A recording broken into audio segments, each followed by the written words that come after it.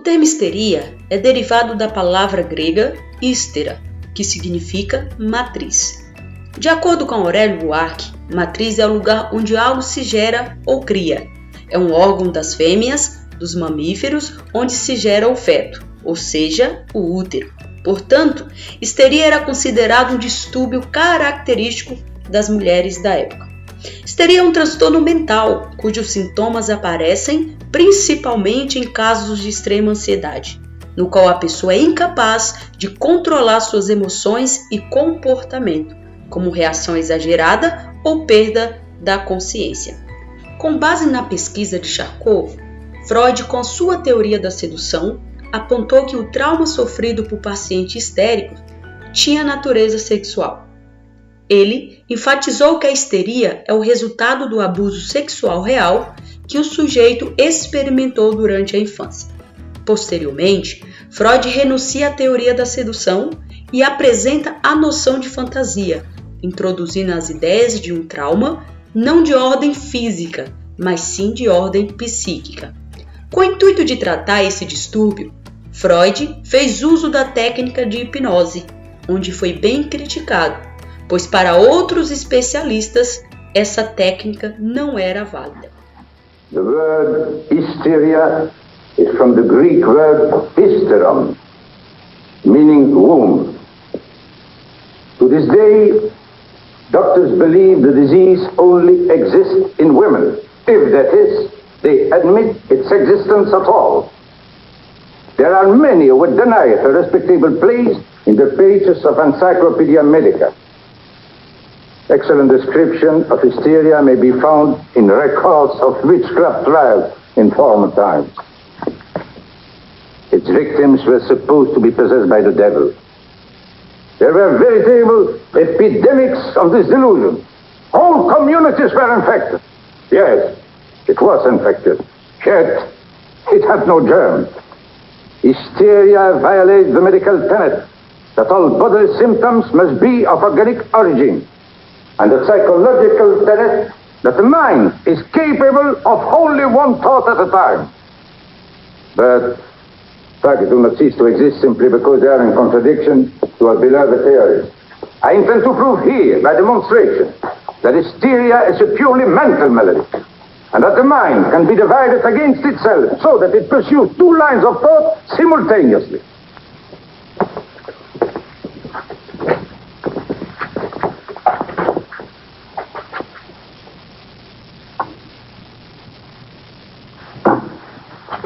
What do you see? Paralysis.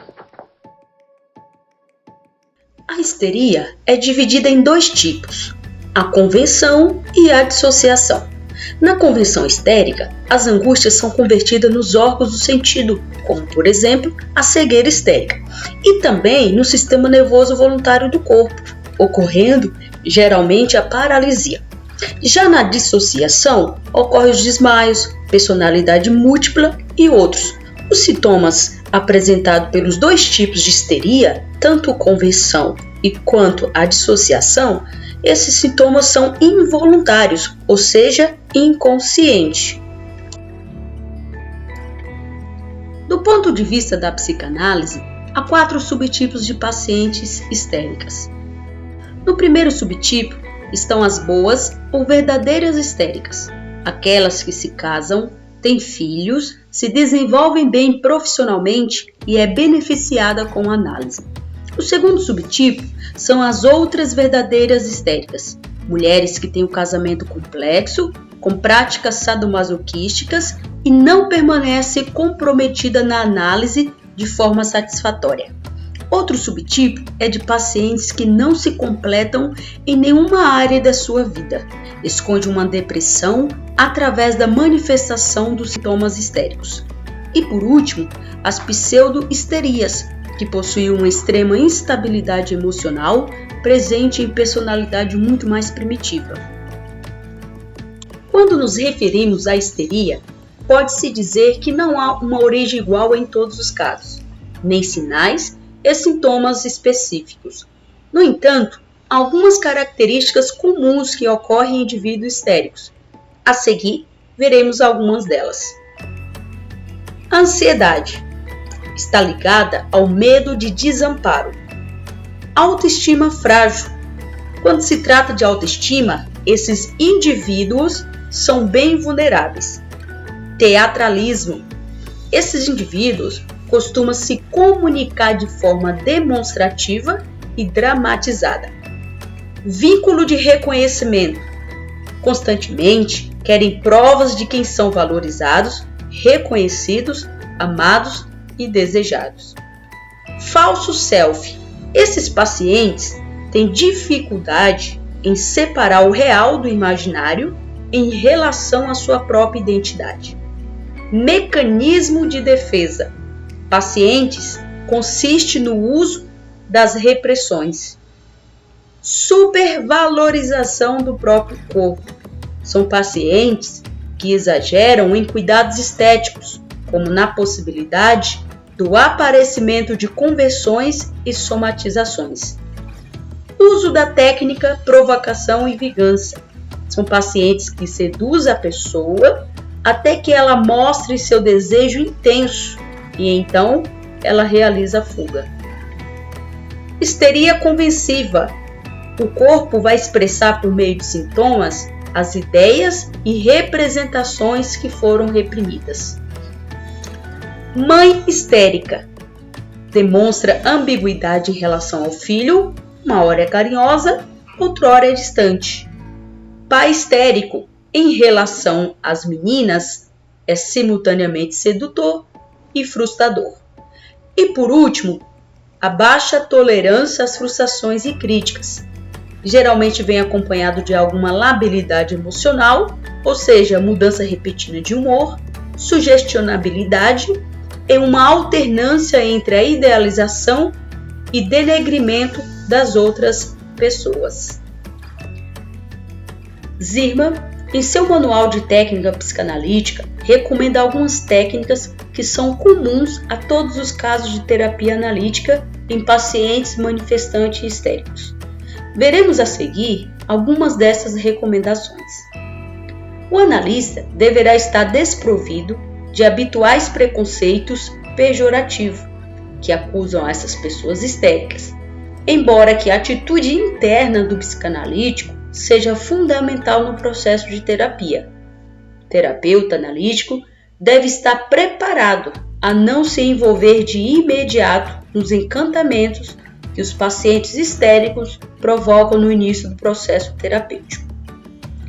O analista deverá ficar atento, pois alguns pacientes histéricos o convidam para sensibilizar e se compadecer de sua condição de vítima, com o interesse de que o analista fique aliado a ele contra os demais, que na visão dele são os algozes. A transferência poderá surgir de forma intensa logo no início da terapia, de uma forma narcisista, onde o paciente obtém uma exagerada idealização do terapeuta, um excesso de erotização que posteriormente a paciente se torna obcecada, impedindo o processo normal da análise. O comportamento intrusivo em pacientes com quadro mais grave de histeria, por meio de uma curiosidade invasiva, controle constante sobre a vida do analista, acaba despertando um sentimento contratransferencial bem difícil para o terapeuta. Muitos pacientes histéricos gratificam os terapeutas com os resultados positivos do processo analítico, mas também poderão ser aqueles que mais se frustram. Logo nas primeiras sessões, ocorre um grande entusiasmo e depois se frustram tanto pelo fato de que não está ocorrendo mudanças, como também possíveis interrupções inesperadas das sessões por parte do paciente. Vale ressaltar que uma aliança terapêutica aliada a um manejo técnico do analista irá propor grandes resultados verdadeiramente analíticos. Chegando ao desfecho final desse presente trabalho, observou-se que a histeria, quando reconhecida, era vista apenas como uma doença característica das mulheres. Atualmente, é reconhecida que essa doença também pode ser diagnosticada em homens. Freud contribuiu muito com a psicanálise e a medicina. Através de seus estudos, o sofrimento psíquico passou a ser melhor compreendido. Por meio do estudo da histeria, a medicina e a psicologia alcançaram tratamentos mais adequados aos seus pacientes. A evolução da saúde mental é admirável. Através dela, é possível compreender muitos comportamentos e nos desenvolver como futuros profissionais da medicina.